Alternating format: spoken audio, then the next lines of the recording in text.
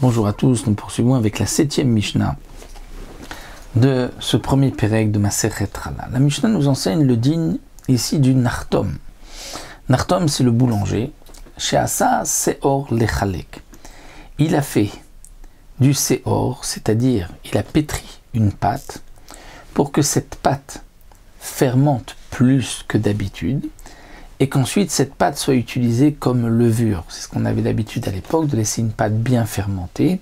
Ensuite on prenait une partie de cette pâte qui allait devenir maintenant la levure d'une autre pâte. Donc le nartom qui a fait une pâte pour qu'elle puisse servir de levure, les chalek, mais pour ensuite partager, c'est-à-dire prendre des petits morceaux où il n'y ait pas le shiur chala et les vendre à plusieurs personnes pour que eux puissent que elles, ces personnes, puissent utiliser ces morceaux comme levure pour leur pain, chayav bechala. Il y a une obligation de prélever la chala sur cette pâte-là, puisque elle a le shiur chala. Même si ensuite il va la partager, il n'y aura pas de shiur chala, mais maintenant il est chayav. Pourquoi? Parce que s'il ne trouve pas d'acheteur, il va prendre toute cette pâte et en faire un pain. Et donc, c'est pour cela que nous dit la Mishnah, il y a une obligation de prélever la chala. Nous verrons que dans d'autres cas, si quelqu'un prend une pâte, il fait une pâte pour pouvoir la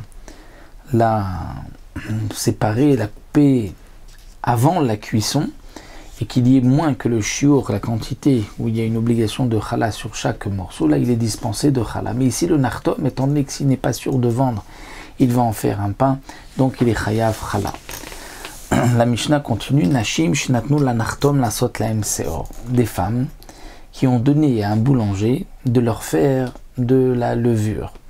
C'est-à-dire que les femmes ont apporté une quantité de farine, chacune une quantité différente, et elles ont demandé au boulanger de faire une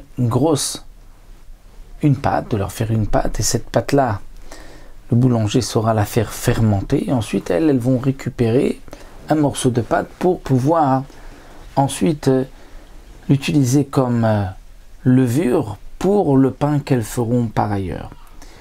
Donc ces femmes, bien sûr, chacune recevra ensuite en contrepartie en fonction de la quantité de farine que chacune a donnée.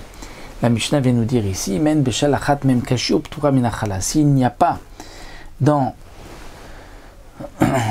ce que une de ces femmes a donné le shiur chala, c'est-à-dire que chacune a donné moins que la quantité, dans ce cas-là, elles sont dispensées de la chala. Pourquoi cette pâte est dispensée de la chala? Étant donné que c'est comme nous l'avons vu, si quelqu'un fait une grande pâte pour ensuite la séparer en petites pâtes, il est dispensé de la chala. Donc là aussi, c'était dans le même esprit. Elles ont apporté de la farine pour que le boulanger prépare une pâte, pour qu'ensuite cette pâte fermente et qu'elle récupère ensuite de la levure.